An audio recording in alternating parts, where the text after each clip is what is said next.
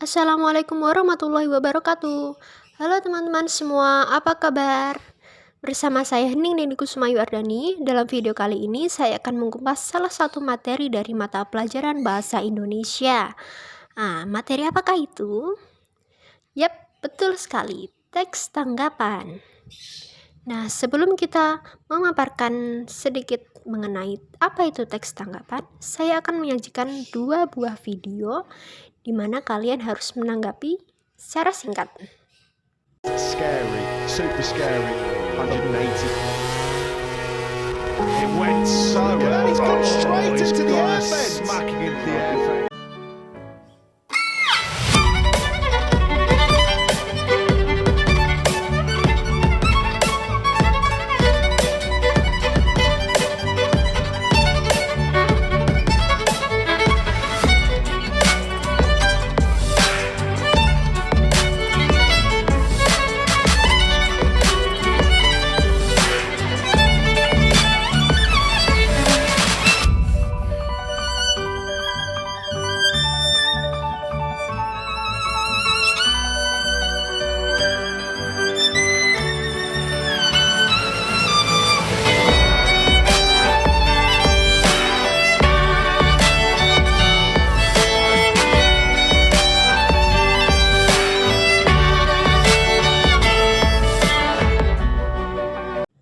Oke, di video pertama kita sudah menyaksikan salah satu pembalap MotoGP yaitu Marc Marquez.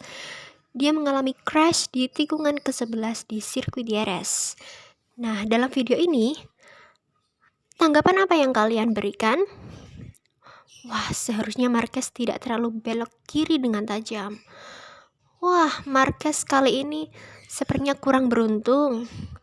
Meski Marquez kurang beruntung, tetapi antusiasnya sangat bersemangat. Wow, penampilan dari Kakak Iskandar Wijaya selalu mempesona. Atau barangkali, wah, Odi Tujai adalah salah satu lagu favoritku. Nah, setelah kalian menanggapi secara singkat dari dua video tadi, sebetulnya apa itu definisi dari teks tanggapan? Teks tanggapan itu adalah sebuah teks yang berisi sebuah tanggapan dalam bentuk kritikan, sanggahan, pujian, atau dukungan terhadap suatu karya, hal, atau peristiwa yang diberikan oleh penanggapnya sebagai bentuk apresiasi atau saran yang dapat membangun. Nah, dalam teks tanggapan ini secara tidak langsung kita memberikan pandangan terhadap suatu hal, baik mendukung atau menolak, dengan disertai argumen yang objektif, sopan, logis, dan jelas. Mengapa objektif? Karena tanggapan perlu diberikan dengan keterangan yang sebenarnya atau aktual ya teman-teman. Kemudian di dalam teks tanggapan itu biasanya kita memberikan sebuah kritik, pujian, sanggahan, atau sesuatu tanggapan yang lain yang intinya kita memberikan pendapat kita kepada seseorang yang menyajikan sebuah karya tersebut. Oke, yang pertama kita akan ke kritik. Nah, apa itu kritik?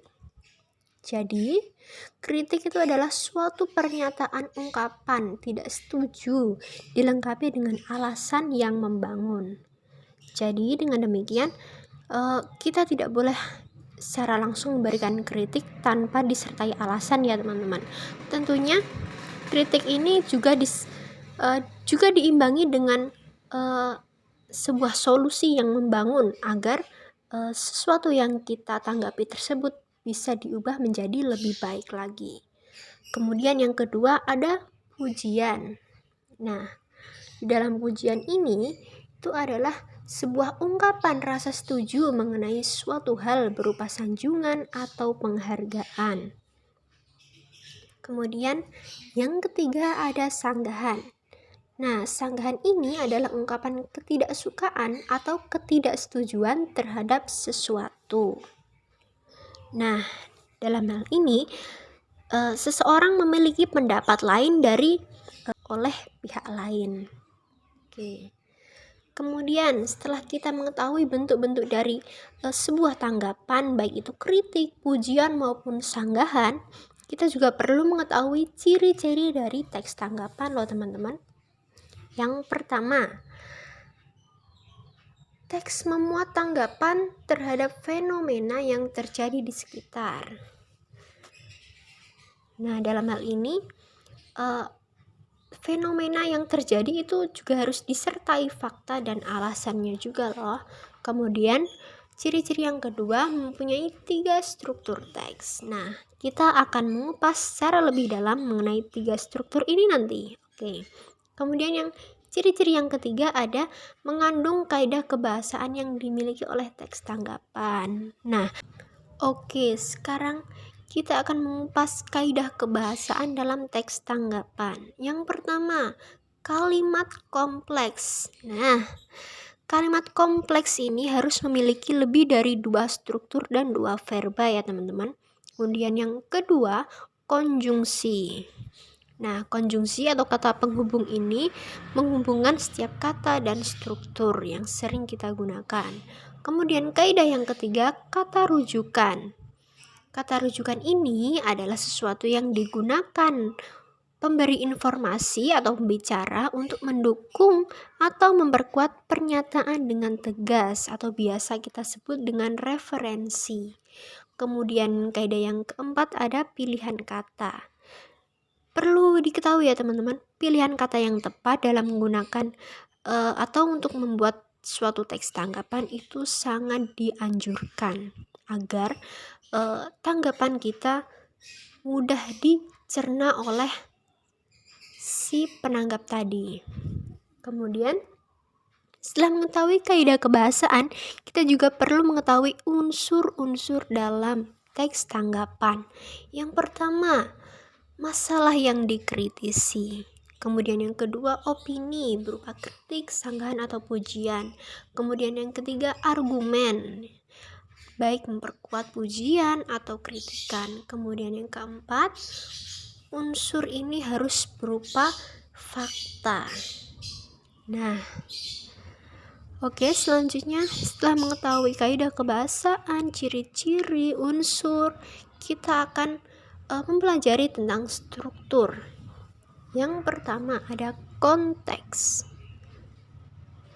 Nah, konteks ini berisi sebuah topik dari peristiwa yang tersaji atau merupakan jawaban dari pertanyaan apa, di mana, dan kapan. Oke, kemudian yang struktur yang kedua ada deskripsi.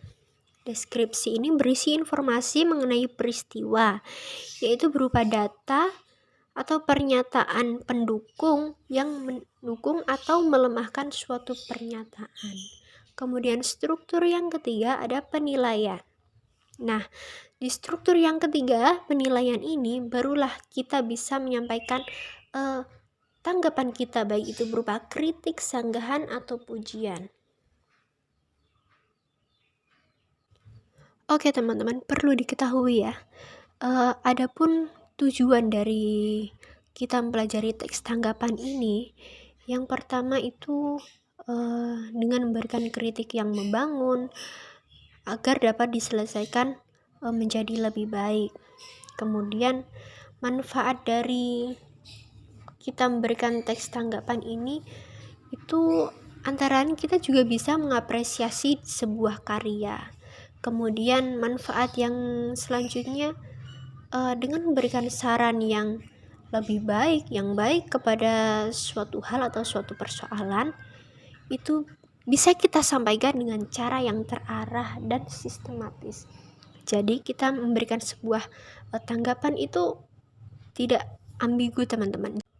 Oke teman-teman, setelah kita mengetahui apa saja yang perlu dipelajari dalam buat teks tanggapan, tidak sulit bukan? Kemudian ada pula penilaian yang harus teman-teman kerjakan setelah menonton video ini sampai akhir. Yang pertama, tugas untuk teman-teman, carilah fenomena yang sedang hangat dibicarakan ya. Boleh kalian mencari di internet ataupun mengikuti berita-berita di TV. Nah, Setelah itu, buatlah teks tanggapan dari fenomena tersebut. Susunlah teks tanggapan sesuai struktur yang berlaku dengan memperhatikan kaidah kebahasaan yang baik tentunya. Oke teman-teman, saya kira itu saja yang dapat saya sampaikan mengenai teks tanggapan. Apabila teman-teman belum memahami secara jelas apa itu teks tanggapan, silakan tulis di kolom komentar. Sekian dari saya, semoga video kali ini bermanfaat. Terima kasih. Wassalamualaikum warahmatullahi wabarakatuh.